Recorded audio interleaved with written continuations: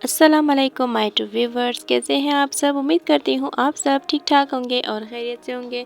तो एक बार फिर से आपको वेलकम करती हूँ आज की इस वीडियो में। आज आपके साथ कुछ अमेजिंग चीज़ें शेयर करूँगी, कुछ अमेजिंग टिप्स शेयर करूँगी, कुछ हैक्स शेयर करूँगी, किचन क्लीनिंग टिप्स शेयर करूँगी जो आपको काफ़ी पसंद आने वाली है। तो उम्मीद करूँगी मेरी वीडियोस आप पूरी देखेंगे और अगर इस टाइम मेरे चैनल पर न्यू है तो काइंडली सब्सक्राइब ज़रूर कीजिएगा। अगर लाइक नहीं किया हो तो लाइक भी ज़रूर कीजिएगा। कमेंट में भी ज़रूर बताइएगा कि आज आपको मेरी वीडियो कैसी लगी। तो जी यहाँ पर तो आज तो बहुत ही अच्छा मौसम था, बारिश का दिन था, बारिश भी बहुत हुई। तो बस इसकी भी मैंने कुछ क्लिप्स बना ली ताकि आप जो वीडियो देखें तो आप और भी खुशगवार हो सके। तो बस उम्मीद करूँगी मेरी वीडियो आपको ज़रूर पसंद आएगी। तो फ़िलहाल तो आप इस मौसम को थोड़ा सा इस वीडियो में एंजॉय कर कीजिए। तो अब फ़िलहाल चलते हैं अपनी टिप नंबर 1 की तरफ। यहाँ पर यही टिप आपको दूंगी कि अगर आपके जो स्टोव है अगर ये बहुत ही ज़्यादा भारी है, अगर इसके टायर नहीं है तो आप इसे आसानी से हिला नहीं सकते, इसके नीचे क्लीन नहीं कर सकते। बस आप आसानी से बस इस तरह वैक्यूम लगा लीजिए। वैक्यूम करने से इस तरह ये क्लीन भी हो जाएगा और बाकी जो कीड़े मकोड़े अगर आपके बावर्चीखाने में आते भी है तो यहाँ पर जगह नहीं बना सकेंगे, क्योंकि अक्सर यह होता है कि इंसेक्ट वगैरह जो है उस जगह पर जगह बनाते हैं जहाँ पर काफ़ी डस्ट वगैरह होती है। बस इस तरह से अगर आप क्लीन करेंगे तो आपका किचन नीट रहेगा। चलते हैं अभी टिप नंबर 2 की तरफ।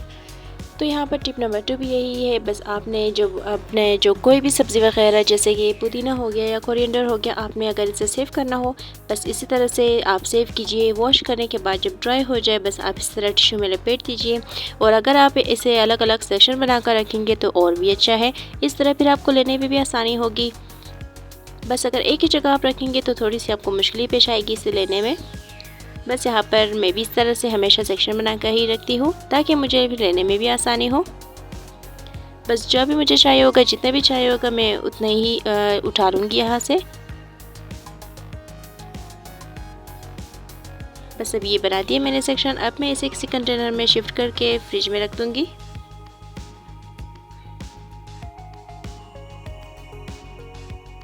बस जब टिश्यू में लपेटे तो इस तरह के कंटेनर में लपेटे ताकि इसका कोई लीड वगैरह ना हो।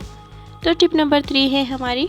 यहाँ पर आप जब भी इसी तरह के कोई जैसे कि ये कद्दू वगैरह आप अगर इसे कटर से छीलते हैं तो काफ़ी ज़्यादा हमारे हाथ जो है वो चिपक जाते हैं और हमें बहुत बुरा लगता है। ख़ास तौर पर मुझे तो बहुत बुरा लगता है।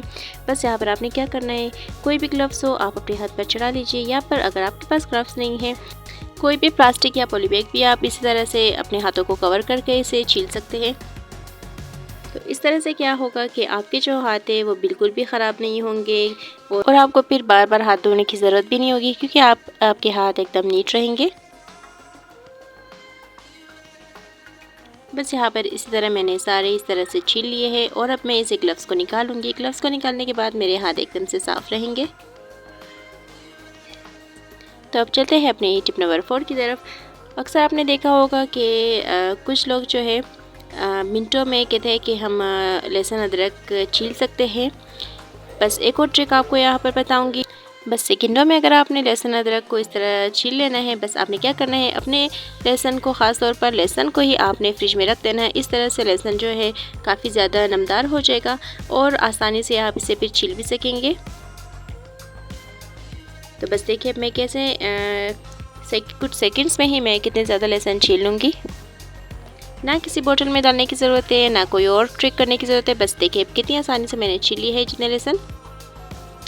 टिप नंबर 5 है यहाँ पर, अगर माइक्रोवेव यूज़ करते हैं तो माइक्रोवेव यूज़ करने के सबसे पहले तो आप माइक्रोवेव को साफ़ रख कीजिए, कोई डर्ट वगैरह कोई मिट्टी वगैरह ना हो इसमें। तो जब साफ़ रहेगा, जब आप इसमें खाना वगैरह गर्म करेंगे तो आपका खाना बिल्कुल ख़राब नहीं होगा, उसमें से स्मेल नहीं आएगी और जो काफ़ी ज़्यादा बैक्टीरिया होते हैं वो आपके खाने में नहीं जाएंगे। बस सबसे पहले तो आप इसे साफ़ कीजिए, कि साफ़ रहेगा तो और भी अच्छा होगा। साफ़ करने के बाद आप कोई भी शीट वगैरह इस पर बिछा लीजिए। अगर आप शीट नहीं बिछाएंगे तो आपका माइक्रोवेव एकदम से स्क्रैच हो जाएगी, इस पर बहुत ज़्यादा ख़राब हो जाएगा। जितना भी आप ख्याल करें फिर भी स्क्रैचेस वगैरह इस पर आ जाएंगे। बस कोई ना कोई शीट आप बिछा लीजिए। मैं हमेशा इस पर यह डिस्पोजेबल शीट ही बिछाती हूँ। जब ख़राब हो जाती है शीट तो बस मैं इसे डिस्कार्ड कर लेती हूँ। तो बस अब यहाँ पर मैं इसे बिछा रही हूँ। बिछाने के बाद इससे क्या होगा कि मेरे माइक्रोवेव पे कोई स्क्रैचेस वगैरह नहीं लगेंगे और एकदम से नीट रहेगा। और इसकी जो ये वायर है, वायर को भी एकदम से एहतियात से आप रख दीजिए, बिल्कुल टेढ़ी ना हो। इस तरह से जो इसकी वायर है वो ख़राब हो जाएगी। और अब टिप नंबर 7 है, यहाँ पर आप जब भी खाना वगैरह माइक्रोवेव में गर्म करते हैं तो प्लीज़ इसे थोड़ा सा खुला रखिए ताकि इसके अंदर की जो हीट है वो निकल जाए। नंबर 8 यही है कि आज मैंने करना है मेरा एक बहुत ही मुश्किल टास्क था। इस जो मसालों की मेरी जो कबर्ड थी इसको मैंने साफ़ करना था। तो बस यहाँ पर जितनी भी आपको ये कलरफुल बॉटल्स वगैरह दिख रही है मैं सारी ये निकाल लूँगी। इसकी जो शीट्स वगैरह है वो भी निकाल लूँगी। तो सबसे पहले यही है कि मैंने इन्हें निकालना है। तो जो बॉटल्स मैंने वॉश करनी होगी मैं उन्हें सबसे पहले वॉश करूँगी, ड्राई कर लूँगी। और जो वॉश नहीं करनी होगी, क्योंकि मेरी आदत है मैं हमेशा अपने जो ये स्पाइसेस की जो बॉटल्स होती है इन्हें मैं हमेशा साफ़ रखती हूँ। जैसे ही मैं खाना बनाती हूँ तो उसी टाइम ही मैं जो यूज़ करती हूँ बॉटल्स उस टाइम साफ़ कर लेती हूँ। इस तरह से मुझे बाद में फिर सफाई करने में मुश्किल पेश नहीं आती। बस यहाँ पर अब मैं क्या करूँगी, सबसे पहले यही है कि मैं इसकी जो शीट्स वगैरह है उन्हें भी कुकर पानी में रख दूँगी, डिश वॉशिंग लिक्विड डालकर रख दूँगी ताकि जो चिकनाई वगैरह अगर ख़ास तौर पर हो भी तो वो थोड़ी सी सॉफ्ट हो जाए और आसानी से मैं इसे वॉश कर सकूँ। तो जब तक वो यहाँ पर मैंने रख दिया है, यहाँ पर मैं आ जाती हूँ अपने स्पाइसेस की तरफ। बस यहाँ पर जो मुझे बॉटल्स वगैरह धोनी होगी वो मैं खाली कर दूँगी और जो मुझे साफ़ करनी होगी वो मैं साफ़ करके रख दूँगी। इस तरह से मैं साफ़ कर रही हूँ ताकि मुझे जो है बाद में मुश्किल पेश ना आए। बस हमेशा ही जो स्पाइसेस की बॉटल्स मेरी साफ़ होती हैं मैं उन्हें बिला वजह वॉश नहीं करती। इससे क्या होगा, बिला वजह वॉश करने से कुछ भी नहीं होगा, बस आपकी एनर्जी वगैरह जो है वो कम हो जाएगी और आपको मुश्किलें अलग से पेश आएगी। बस यहाँ पर ये जो कुछ बॉटल्स वगैरह कुछ पन्नियाँ वगैरह साफ़ थी तो मैंने इन्हें इसी तरह से हल्का सा कपड़ा लगा कर रख दिया था। जो बाकी जो वॉश करने वाली थी मैंने उन्हें वॉश कर लिया था। और अब यहाँ पर आप जब भी अपने कोई स्पाइसेस वगैरह किसी जार में खाली करें तो उसमें कोई एक चम्मच ज़रूर रख दीजिए ताकि आपको जब निकालना हो आप उसी अंदाजे से निकाल सकें। और यहाँ पर ये जो फिल करनी होगी मैं इन्हें फिल कर दूँगी, क्योंकि अगर इसी टाइम में फिल करके रख दूँगी तो बाद में मुझे लेने में भी आसानी होगी। और जो ये इधर उधर जो प्लास्टिक में कोई ना कोई स्पाइसेस वगैरह पड़ी हुई है वो सारी खाली हो जाएगी। इनकी जो बाकी प्लास्टिकें होंगी वो मैं एकदम से डिस्कार्ड कर लूँगी। बस अगर कोई चीज़ प्लास्टिक्स में होती है तो बहुत दिखने में भी बुरा लगता है। बस अगर उसकी जगह पर होगी, बॉटल्स में या किसी भी जार में होगी तो और भी अच्छा है। बस इस सब में मैं जो है एक एक चम्मच रख दूँगी ताकि फिर मुझे लेने में आसानी हो। ये चम्मच मेरे घर में ही थी, मेरे पास मौजूद थी पहले से। कुछ स्पून जो है बच्चों के सिरप्स वगैरह के थे। जो बॉटल्स छोटी थी मैंने उसमें छोटे स्पून्स रख दिए, जो बड़ी थी तो उसमें मैंने बड़े स्पून्स रख दिए हैं। और जो कुछ स्पून्स नहीं आते थे तो मैंने इस तरह से रख दी है। देखिए आप किस तरह से आ जाएंगे इसमें फिर। बस अब मुझे जो बाकी जो भी स्पाइसेस वगैरह मैं खाली कर दूंगी। जो लास्ट में मुझे दालों के लिए इस तरह की कुछ बॉटल्स वगैरह चाहिए होंगी तो वो मैं एक ही कलर की बॉटल्स ले लूँगी। इसमें ना मैं कोई स्प्रे वगैरह यूज़ करूँगी इनकी लीड्स को कलर करने के लिए। बस जो मुझे ज़रूरत होगी बॉटल्स वही मैं एक ही कलर की रख दूँगी, स्पाइसेस के लिए अलग कलर की, और जो दालों वगैरह रखने के लिए होगी वो अलग से रख लूँगी मैं। जो स्पाइसेस मेरे पास ख़त्म हो गए थे वो थोड़े से ही आपको इसमें दिख रहे होंगे।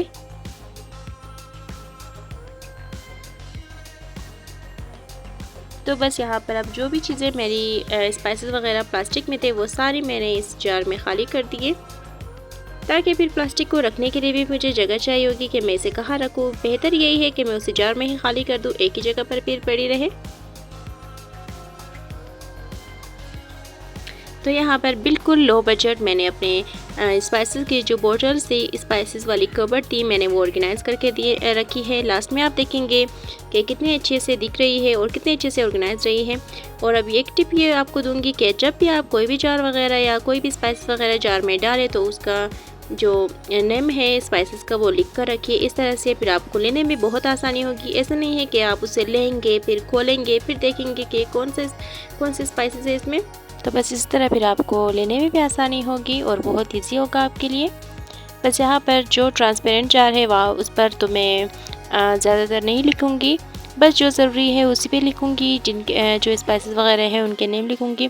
और जो यहाँ पर इस तरह के जैसे जार है जिससे पता नहीं चलता कि इसमें क्या है, तो ट्रांसपेरेंट में तो आसानी से पता चल सकता है कि इसमें कौन से स्पाइसेस वगैरह है या क्या है, बस इसमें पता नहीं चलता, इसलिए मैं ख़ास तौर पर इन सब जार में इनके नेम लिखकर यहाँ पर अटैच कर दूँगी।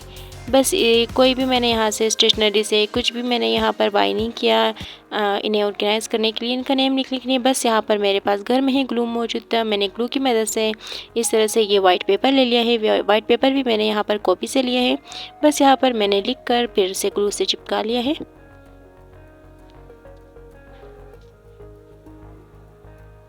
और यहाँ पर इन सब पे भी मैं चिपका लूँगी। यहाँ पर नेम इनका मैंने लिख लिया है पहले से। बस इस तरह क्या होगा कि हमें लेने में भी आसानी होगी और हमें पता चलेगा कि किस जार में कौन सी चीज़ है।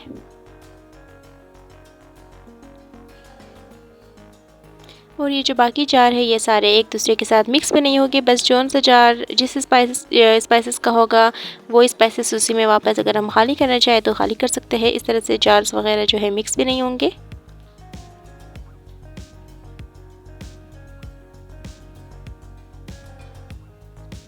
तो बस यहाँ पर ये एक हाथ से मैंने मोबाइल पकड़ा हुआ था और दूसरे हाथ से मैं यहाँ पर जार वगैरह सारी रख रही थी, इसीलिए मोबाइल थोड़ा सा हिल रहा था, वीडियो भी थोड़ी सी हिल रही थी।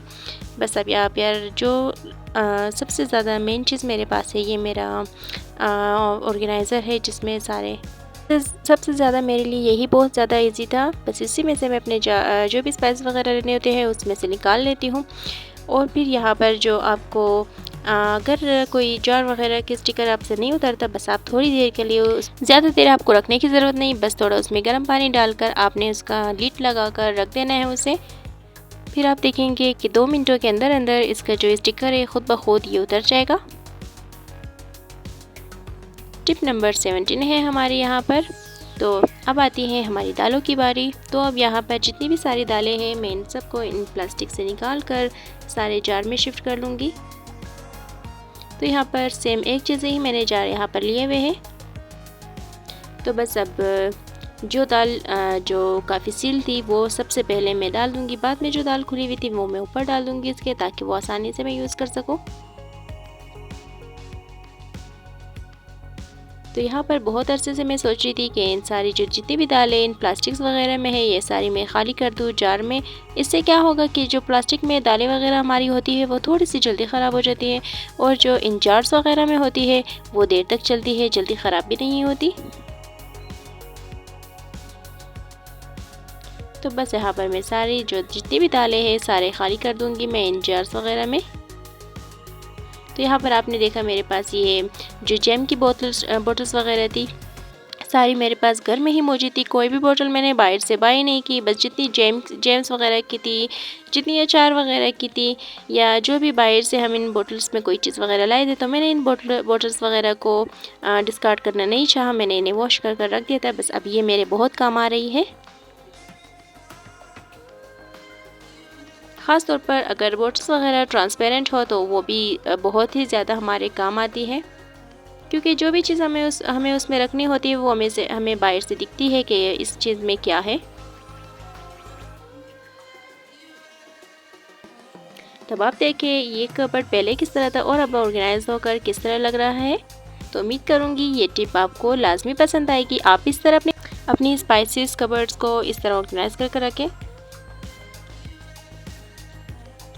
तो अब आती है यहाँ पर किचन को थोड़ा सा डेकोरेट करने की बारी। तो ये कुछ छोटी छोटी सी ये मेरे पास थे, जिसे आप कह लें छोटी सी मटके ही कह लें। बस इन्हें मैंने खुद ही अपने हाथों से ही इन्हें पेंट किया है, मुझे बहुत अच्छी लगी थी ये। बस इसी में ही मैं जो आर्टिफिशियल फ्लावर मेरे पास थे वो इसमें रख के मैं किचन में रख दूँगी। इस तरह देखने में भी लुक वाइज बहुत ही ज़्यादा ब्यूटीफुल लगेगा। और ये मेरे पास एक छोटा सा मनी प्लांट था, इसे भी मैंने पानी में रख दिया। यहाँ पर इसे भी मैं एक साइड पर रख दूँगी ताकि थोड़ी सी फ्रेशनेस लगे हमें। तो अब पूरा जो बावर्ची खाना है मेरा सेट हो चुका है।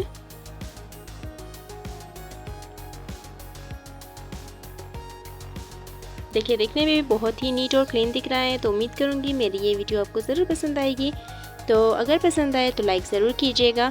अगर मेरे चैनल पर इस टाइम नहीं हुआ है तो सब्सक्राइब करना तो बिल्कुल भी मत भूलिएगा।